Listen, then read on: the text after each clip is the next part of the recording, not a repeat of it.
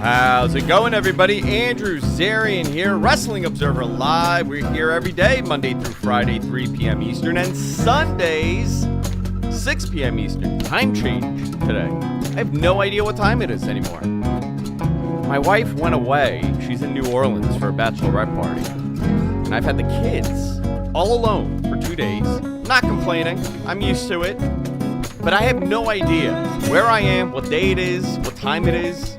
There's a time change. A lot is going on today, but I'm glad to be here with you guys. I love the Sunday edition of the show because I host it. Listen, Brian's great. Mike's great. But I like my Sundays. But a lot to talk about today. Obviously, the big story here, two terrible, terrible stories coming out of Friday. Big E suffers a broken neck on SmackDown Live. We're going to go into this. Terrible, terrible timing. Terrible news for, anything like this. Luckily, no spinal damage, but we'll talk about this a little bit more. But his C1 and his C6, not looking good.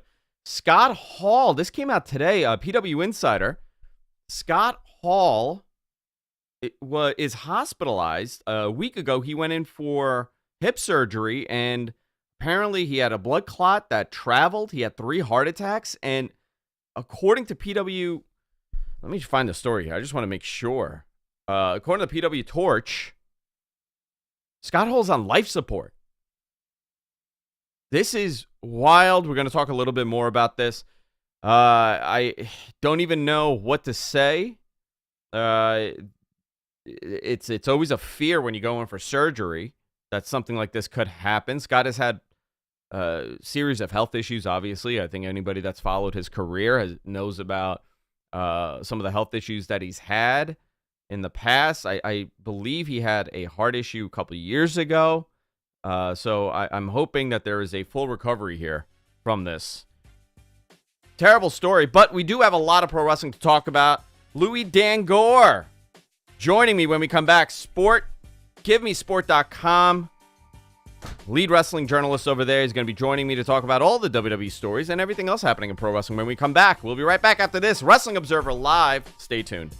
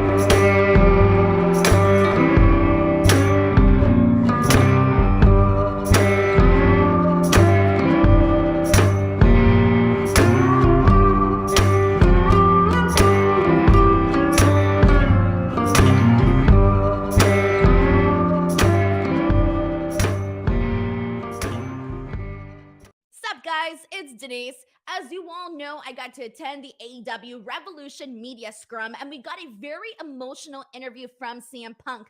So I rounded up some of the best moments. Take a look.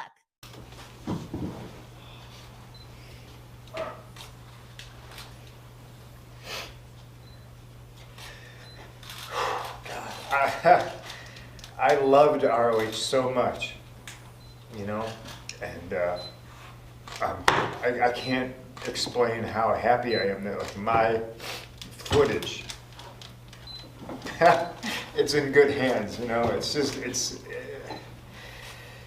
It's just good to know that it's in the hands of somebody who treat it well. I literally feel like my baby is in somebody's hands that I know will raise the child the right way and do good things with it. And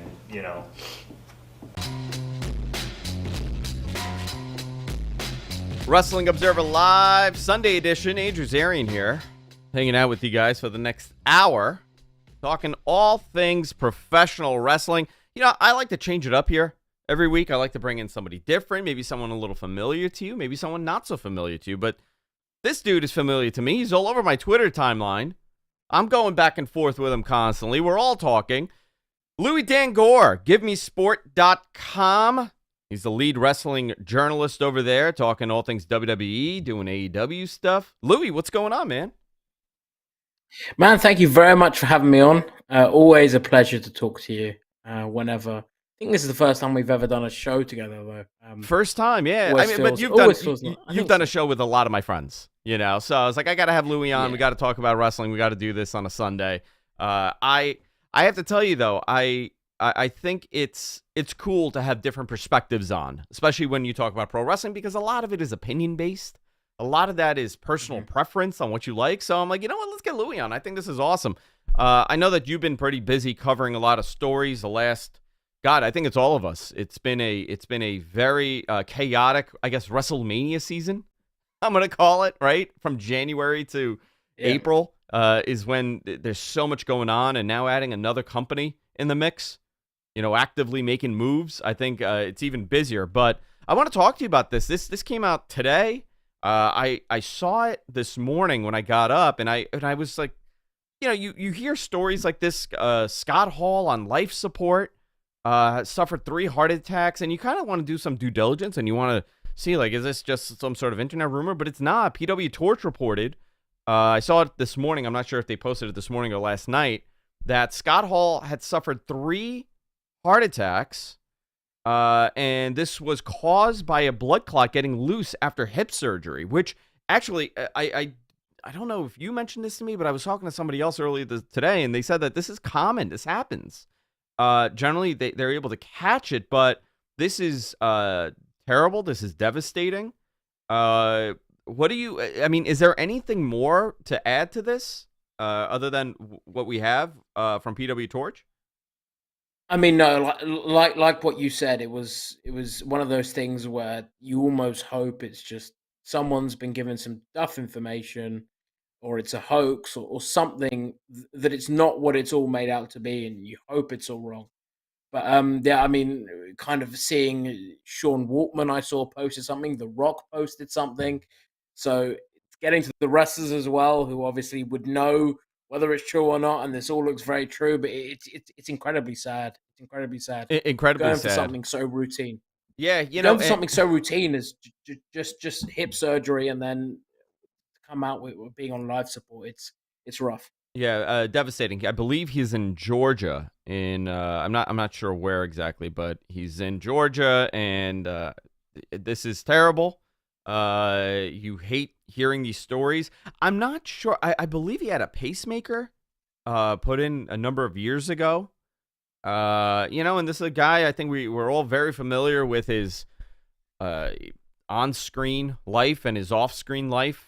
The stories are endless, and the last couple of years he seemed to have turned it around somewhat, and his life was he was in a much more better positive place, and it's terrible to see this. So our thoughts go out to obviously Scott Hall and his family. I'm sure there's gonna be more news that comes out post what we're doing right now, and tomorrow I'm sure we'll have some more information. Obviously Dave tonight on Wrestling Observer Radio with Brian will probably have some news on this, so definitely check it out. Another going from one bad story to another one, and I hate doing this.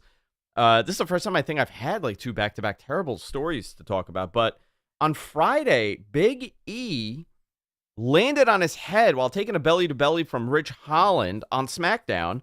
He fractured his C1 and his C6 vertebrae. No spinal damage. Thank God. I mean, listen, there's no...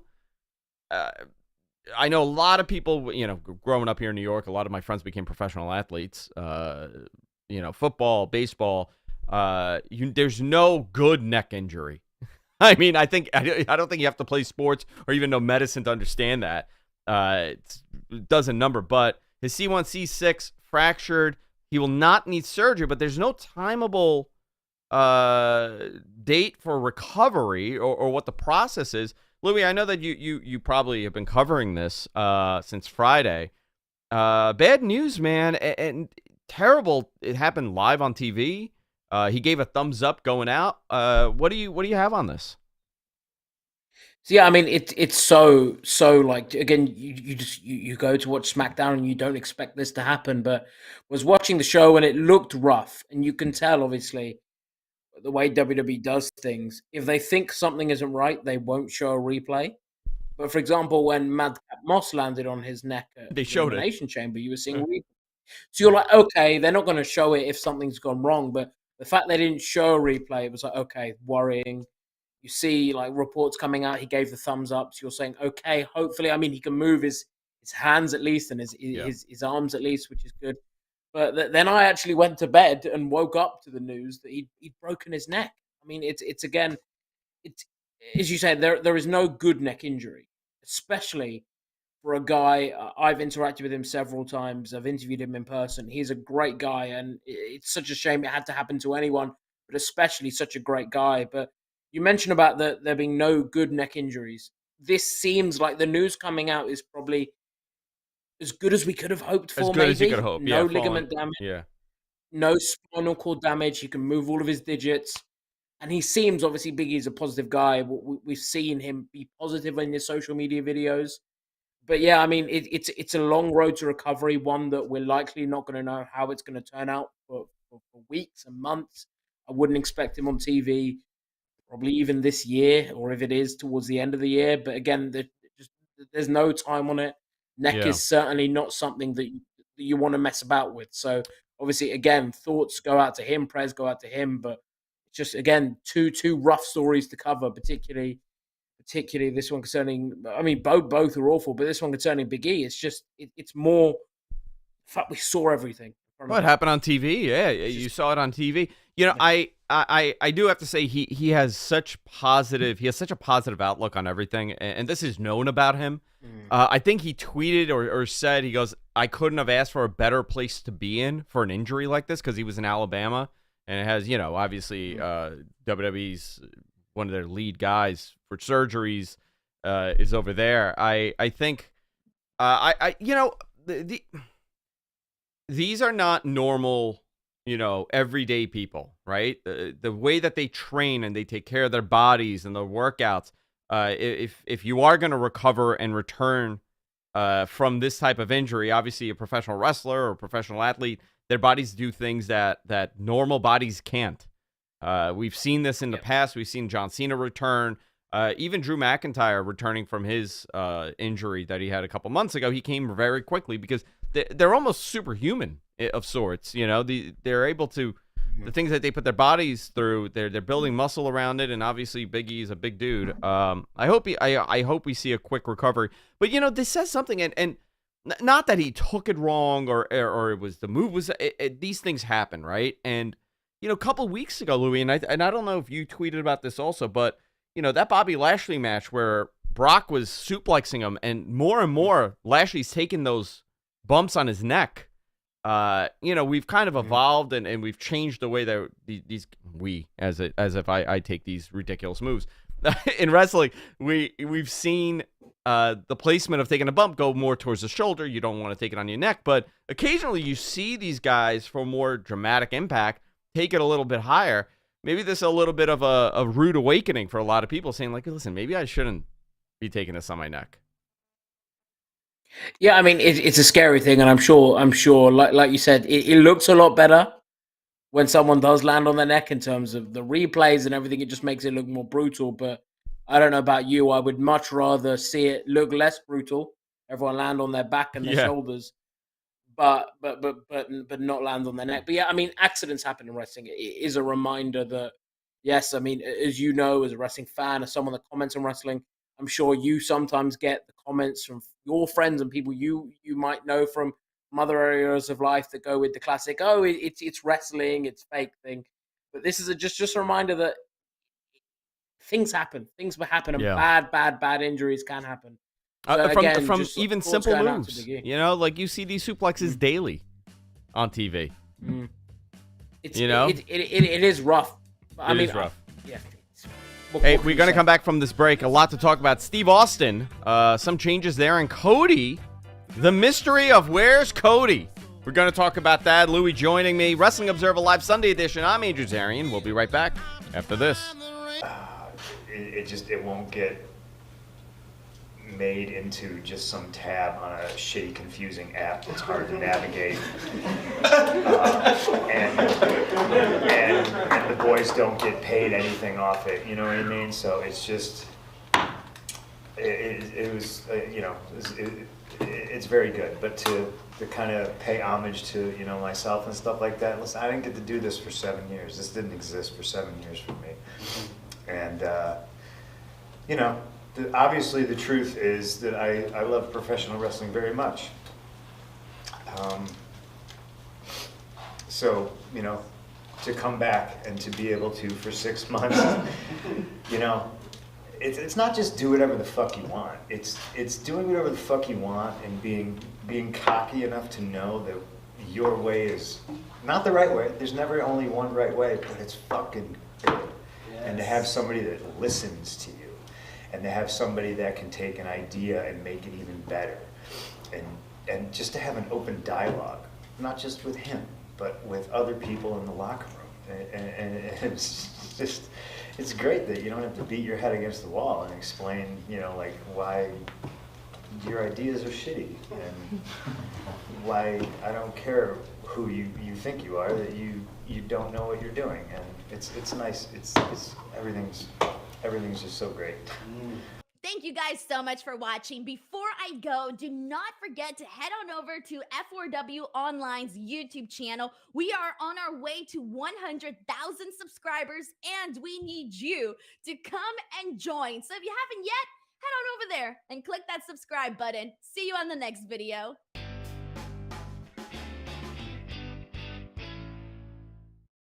Sup guys, it's Denise. As you all know, I got to attend the AEW Revolution media scrum, and we got a very emotional interview from CM Punk. So I rounded up some of the best moments. Take a look. Man, I'll put it to you like this. I love Bret Hart, and Bret Hart's career was cut short. And it's a goddamn tragedy because there's people that go over Saudi Arabia and they get paid millions of dollars. And, you know, that should have been Bret, you know? And I just feel super fortunate and grateful and appreciative that I got a second chance, you know? I'd give it up in a heartbeat to give it to Bret. But I'm going to enjoy it. And I just love that motherfucker so much, you know? Like, he's the greatest, and he was right. He was fucking, Bret Hart is always right. Let's talk facts. It was either Tony was going to buy it or Vince was going to buy it. And I don't want Vince to own any of my footage. He owns enough of it. You know, he owns enough of it that I don't get paid off of. People need to understand that when I left, I was asking questions about Wrestling Observer Live, Andrew Zarian here, talking all things professional wrestling. You know, a lot's going on. Steve Austin news. Let's go into that one. You know, I have the last 2 weeks, man, unbelievable talking about wrestling. I never thought I'd be talking about a Steve Austin return again after 19 years, but here we are. And a lot of mystery around this match of sorts. So we finally saw the video package debut this week online. It was a noon release. They released it on social media of Steve Austin in his, you know, quad going down the desert and stops and he cuts this great promo on Kevin Owens, and he said it's been 19 years since he's stomped a mud hole into somebody at WrestleMania, which is not really true. We're forgetting about the New Day stuff. We're forgetting about a lot of the other stuff, but, kind of alluding at a match. And he didn't say it's not a match. He didn't say it is a match. It's going to be something. And per Dave Meltzer, Dave reported that it's a plan. They've planned a fight scene, which is always kind of what I thought it would be. And, I don't think anybody expects Steve at 57, 58 years old, after not wrestling for almost 20 years, to come in there and do a 15-minute match with Kevin Owens, or even a 10-minute match. But you know what? I thought we're going to get something maybe under 10, some sort of brawl, some sort of fighting happening on Jim Ross's podcast. And this is what Jim said, and it seems like it was more speculation than anything else. I don't know. I'm curious what the viewers think, and I have not dissected Jim's words, but Jim pretty much said that Austin is not happy about the planning of his his Mania spot, and quote, he doesn't seem enthusiastic about it. Louis, what's going on with this? did they mess this up?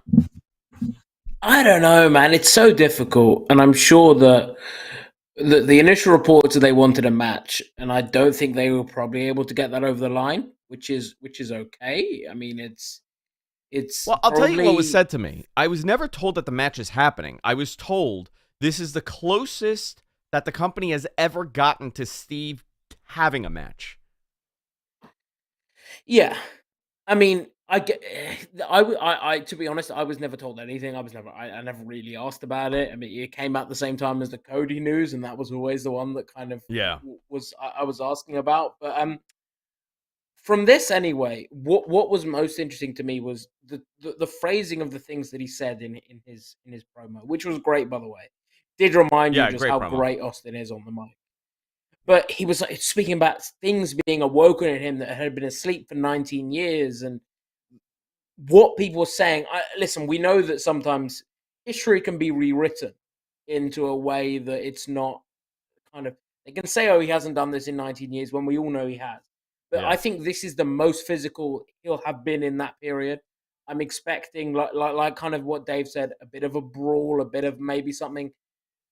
It will be like an entertaining KO show segment, and it will end with him drinking beers, having stunned Owen. It's gonna happen. Yeah, I mean, that's the ending. It's always going to be a brawl. It was always going to be a fight of sorts, and not a classic match. But listen, for me as a fan of Steve Austin, Attitude Era, that's what I grew up on. I mean, I grew up on the 80s stuff, but the Attitude Era was my peak teenage years, and in the same way that a lot of teens connected with pro wrestling, I did too. I think to be able to get something that's a story internal, he uses the stunner also. He's taking shots at Texas. They've done everything to set this up, and I got to tell you, not a bad setup at all. They've done it the right way. It's just a matter of what is Steve going to commit to, and it seems like they're leaving the door open to see maybe at the last minute they're gonna get an official match. Listen, you can ring that bell. It doesn't matter, right? Is Steve going to come out with the short shorts, the denim shorts? Is he going to come out with the trunks? That's what it comes down to. I think he's just going to come out. Does he wear the knee brace? I hope so. Give it a big fight feel with those knee braces. I think that this is the closest we're going to get ever. And listen, we don't know. Maybe he goes in there, he does whatever ridiculous thing that they're doing, and he feels pretty good about it, and this maybe leads to something else, or he kind of finally closes that chapter for the fans, not so much for him. Because, I mean, Louis, you've heard him say it too. He's totally content with not wrestling. So something changed. It's probably... You spoke about it closing it for fans and for him. I think probably for Vince as well. Probably for Vince as well, This will be... I'm sure that the show being in Texas, 2 nights, them selling it as the most stupendous WrestleMania ever. They want to have everything they can have. Stupendous. Austin is... Listen, you'll know, I'll know. When I've written articles about him, they've done well. They've got that mainstream attention that if I write an article about AJ Styles and Edge, as great as a match that is and as great as a match that'll be, we both know that Austin's going to get more buzz. Of He'll get course, more yeah. buzz from your mainstream sites.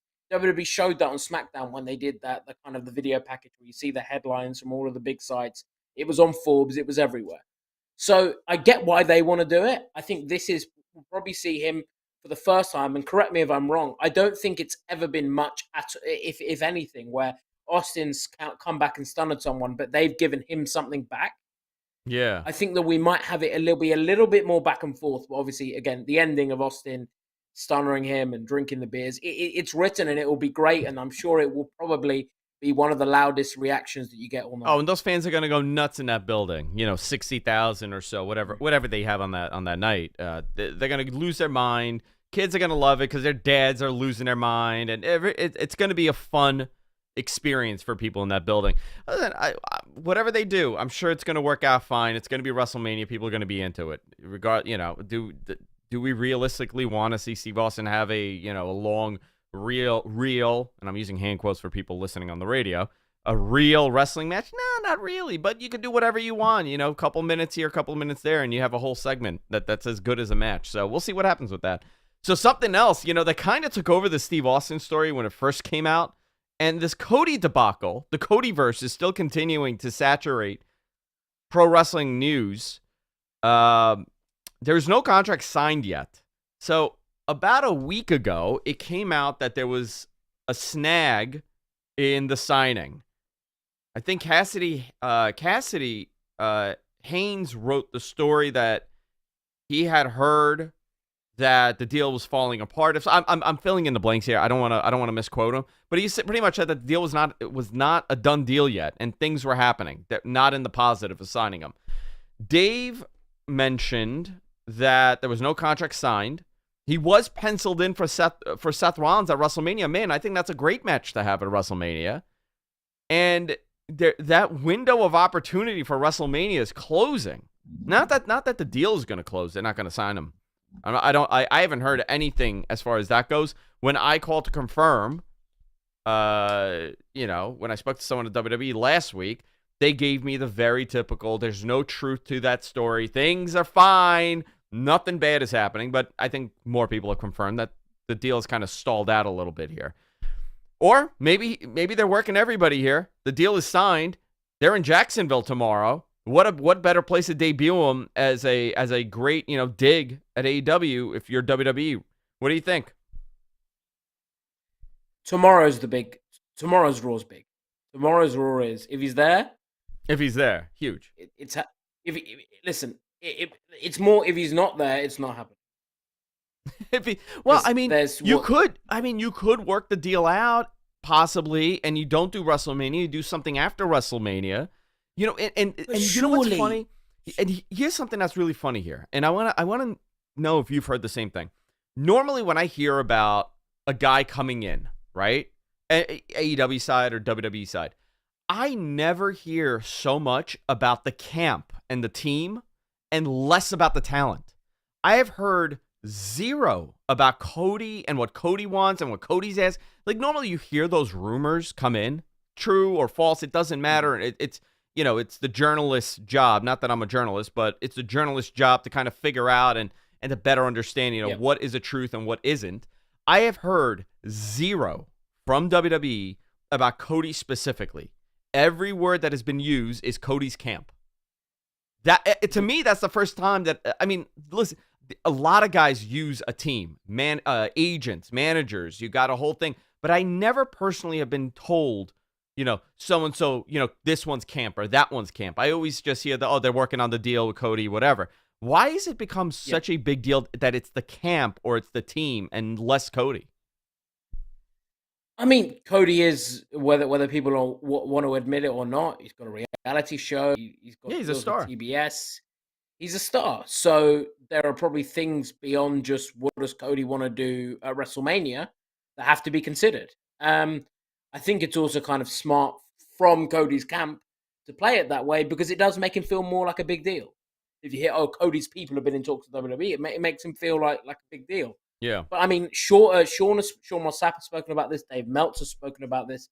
Cody's being very coy. They've both gone on the record to say that they have spoken to Cody, and he's I think Sean asked him something, and he sent him a picture of his dogs. And Dave, I think Sean said that in a Fight for Report, and Dave said that he's spoken to Cody, who's given nothing away. So this could be a surprise, and it could eventually happen. Maybe on Raw this week, but I mean, the fact best that kept secret in wrestling. The best kept secret on wrestling. Exactly. We'll pick this up where we left it off after this break. Wrestling Observer Live, Andrew Zarian. We'll be right back. The network, which had not been launched yet, I was saying, how am I going to get paid off this? We don't even understand what the pay scale is. I don't know if I get paid off a gate for a pay-per-view, off a buy rate for a pay-per-view. You guys already just throw darts at an imaginary board, and you pay me whatever you want. I still get royalties. That's the only hard copy thing I see is DVD sales. So once all the DVDs go away and you're just putting stuff up on the network, I'm not getting paid. Or am I? Tell me, let's talk about it. Oh, my guy, you're good. Oh, yeah, don't worry about it, don't worry about it. They couldn't tell me. And now I've watched my royalty checks, which I still get, dwindle to nothing because they just put everything on the network. And the boys don't get paid. That's not just me, that's everybody. That's criminal. Thank you guys so much for watching. Before I go, do not forget to head on over to F4W Online's YouTube channel. We are on our way to 100,000 subscribers, and we need you to come and join. So if you haven't yet, head on over there and click that subscribe button. See you on the next video.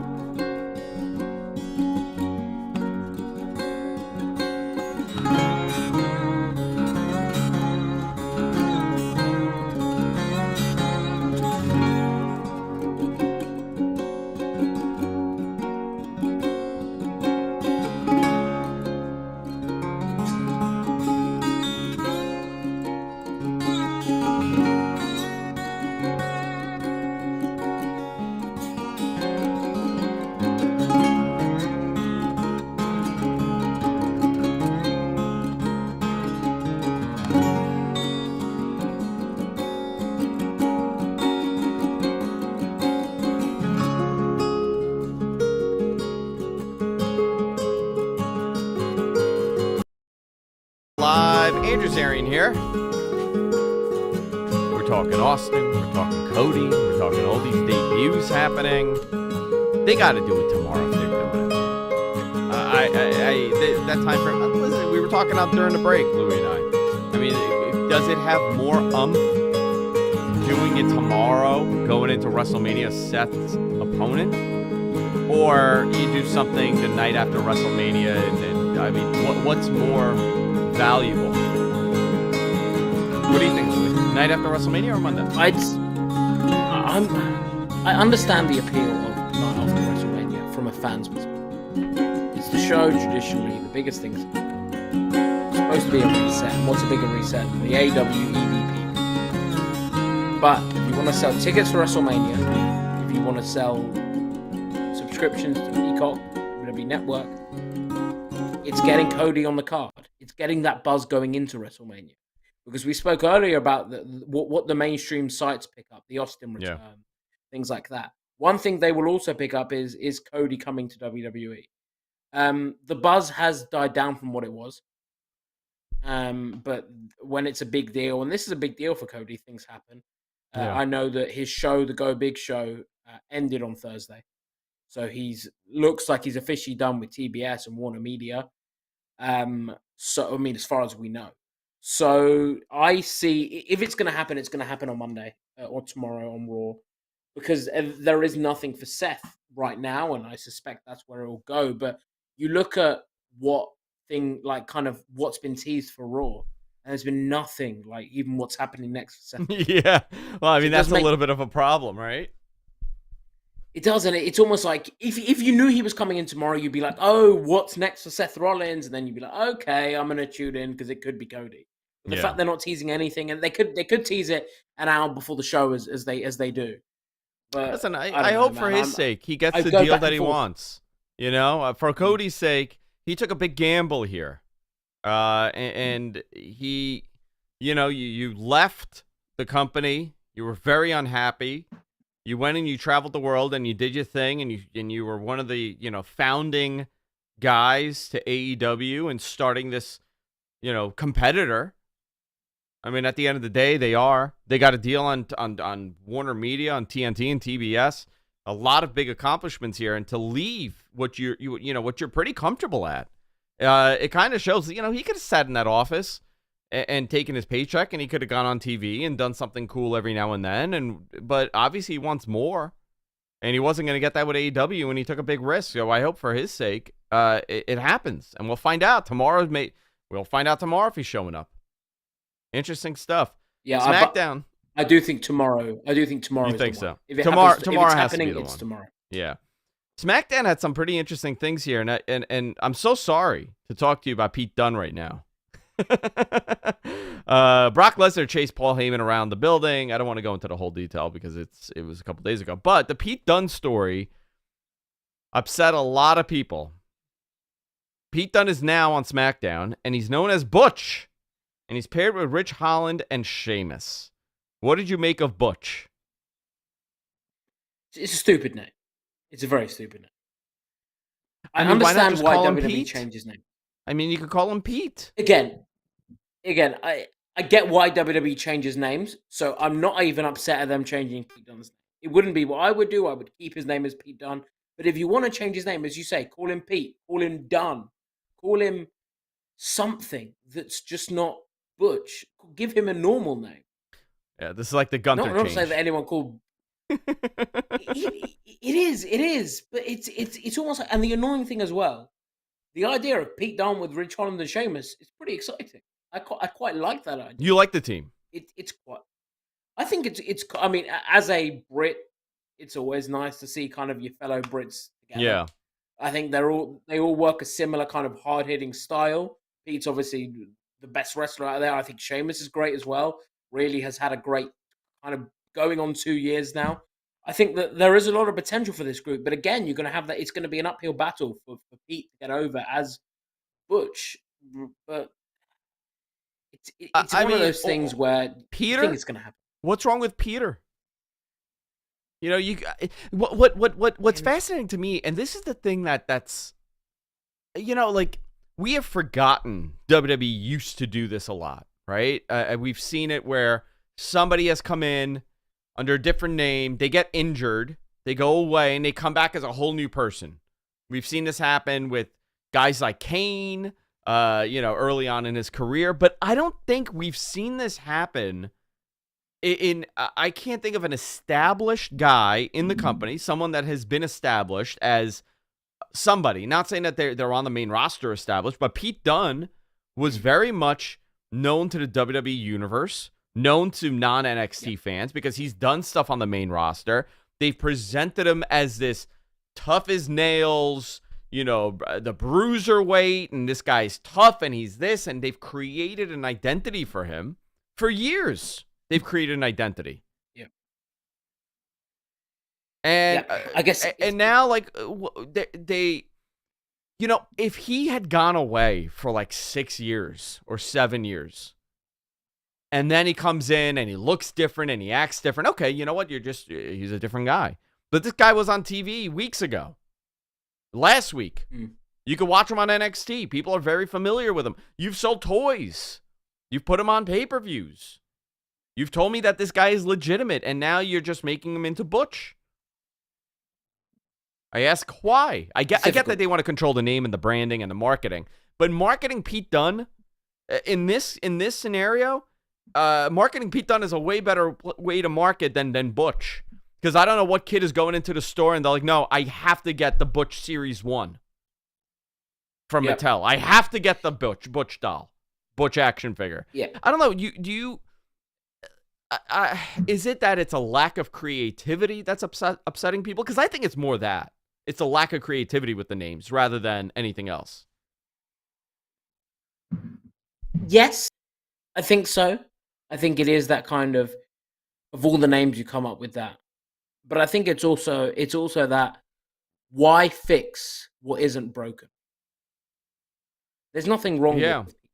Yeah, but they don't. They have a very different mentality. They have a very different mentality. Of course, they have a mentality of we don't want Pete Dunne being on the main roster for 2-3 years. His contract coming up, and them going to AEW as Pete Dunne because we don't own that name, and then him essentially and AEW essentially profiting off 3 years of WWE's exposure. Yeah, but it's typical. I guess what you kind of spoke about Pete being established, though, I'm not going to challenge that because I agree. One of the longest reigning champions. Challenge it if you are. Not even a challenge. It's more from WWE's point of view. Do you think they sit there and go, of the 2 million people that watch SmackDown, how many know who Pete Dunne is? Of the 2.5 million, I think you're absolutely right. Listen, I agree with you. I know how they think, and it has that's one aspect of it. The other one is what everything needs to be marketable. Every character needs something to market. That stupid hat that he's wearing. The suspenders he's wearing, that's for marketing purposes. Everything about that. I mean, they're gonna sell that ridiculous thing. You know, they'll go to the UK. Listen, they're going to the UK, right? They're gonna have a big stadium show. I'm willing to bet that they're gonna sell those stupid hats. And you know what? It's gonna sell, and they're gonna sell out of those hats, and it's gonna justify everything that they think. And then they're gonna look at the fans and say, "Huh, you know what? It's just like that Lily doll. Fans hated it." Yeah. But here you go. It's sold out. But you couldn't get it. When we speak about fans, we speak about the fans on Twitter. Very different. And often, very different, we are a very small minority of the overall WWE fan base. And I think I could see a situation where Pete Dunne's in a match, and the crowd do chant Butch. It's very you know what easy they will. To chant. Yeah. I don't agree with it. I'm just trying to think from WWE's point of view, why would you do that? But it's like, you know what? You could see them chanting like Butch, Butch, Butch. You could see them doing it. So from WWE's point of view, I guess it's not what I would have done at all. And if I did change his name, I would try and come up with something, even just a generic name that's a bit boring. Yeah. Well, this is Triple H's NXT is officially gone. You know, this is the final. Is Tommaso Ciampa going to be somebody else? Are they going to change his name? I don't know, man. But I will say one thing as well. Pete was very much a Triple H guy. Oh, 100%. Yeah. Triple H loved him. Everyone I've spoken to, Triple H, like Pete Dunne's Triple H's guy. So this could just be another example of maybe trying to change something that's Triple H's. Yeah. Listen, I think it's a very different developmental. I think it's a very different everything. When I saw that his name was, I saw first and then I watched, and I think it was far worse seeing it online than to actually see it. You know, when he came out and they announced him as Butch, I find it, you know, he already has a lot of uphill battles going into that main roster. You're just adding another, you know, just another thing for him to overcome. I hope he does. I hope he does really well there. AEW Rampage, I just want to go into this very quickly because there were some key points here. Darby Allin defeated Mark Quinn with Isaiah Cassidy. This prompted the Hardys to come out after this. I got to tell you, man, there's something really cool about Matt and Jeff together again. I have to say. It's awesome. I'm excited to see what they do with Jeff as a singles. I'm excited to see what they do as a tag team because there's so much that they could do. We also saw Keith Lee defeat QT Marshall and the debut. Jamie Hayter also defeated Mercedes Martinez. And Swerve Strickland defeated Tony Nese. Very good match. Swerve's there. I think that's a great addition for them. And next week, Rampage is going to be delayed. Its approximate start time is 11:30 p.m. Eastern because of the NCAA basketball tournament happening. March Madness here in the U.S. I got to tell you, back to Hardy really quickly. I hope that he has a great run here because he's a real good addition to have and to kind of present. Listen, I'm looking forward to that CM Punk match, but I'm also looking forward to all those tag team matches. What are you looking more forward to? Seeing the tag matches, the combination of tag matches they're going to have, or him and Punk possibly doing something again? Or him and MJF doing something? There's a lot of options. I mean, like, I can only imagine what MJF would say to him in a promo. Like, oh my God. Think about the material you've got there. He probably, I think AEW, listen, he seems like he'd be very happy there. He's working with Matt again, traveling with Matt. He'll be hopefully happy there and healthy, and that's the main thing. I mean, WWE wanted him back, so reportedly anyway. That says a lot as well. I mean, I think he was going to be set for like a Universal title program with Roman. Yeah, I mean, they wanted him back. They wanted him back after his drug test came back clean. Yeah. And I believe they wanted to put him in the Hall. It was just him in the Hall of Fame and not Matt. So. Yeah, I spoke to Matt about that in an interview. He was like, yeah, it wouldn't have happened, just him. But yeah, I'm excited for the tag matches. I've always been a tag guy. Them versus FTR, them versus the Young Bucks again. There's so many tag teams in AEW. Seeing the Hardy Boys do like a final tag team run. Yeah, listen. I think if you do one final run and you do it the right way, you have them in the Bucks, on TV. You do it. I think their only other match was prior to all this was Ring of Honor during WrestleMania weekend, the weekend that they debuted in WWE. So I think a lot of great opportunities for tag team matches, and especially with younger guys too. Wrestling Observer Live. Andrew Zarian here. We'll be right back after this. Stay tuned.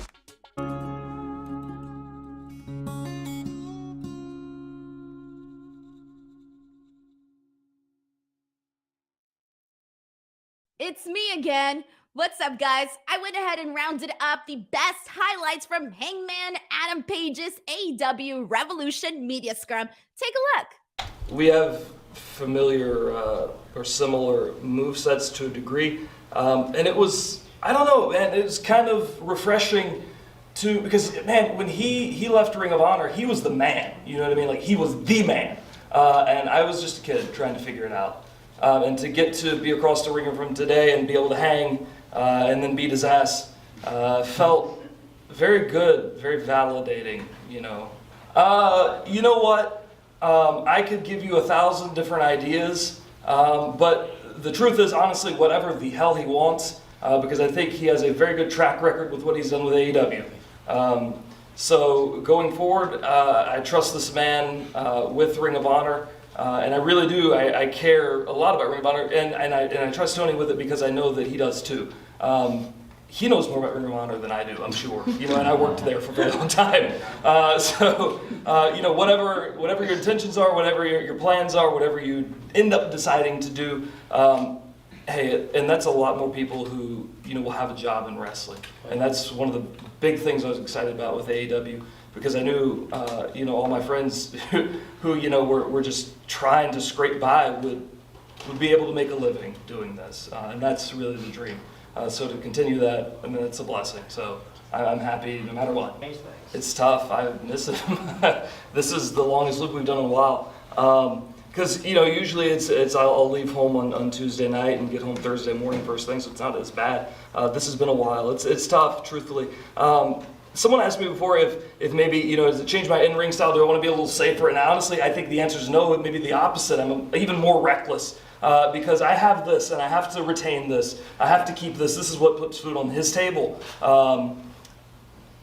So I think it's just one more piece that adds to all that pressure. But again, I welcome that. My whole damn life, I have just imagined what it would be like to climb that mountain and win the world championship. And I did it, and I never really thought about what would happen the next day. And that's been tough. It's an adjustment because now I'm not sure, beyond holding on to this, what the monumental goal in my life is, other than holding on to this. Have I surprised myself? Sure, yeah. My body's surprised myself as well. I'm very surprised. I can still use my arms. It's been good. It's been rewarding, too, to hear people still be there for it after such an emotional roller coaster ride that they've been on, to winning the championship, to still be there with me. Knowing, I climbed the mountain. Now they want to see me stay on top of it. That's rewarding.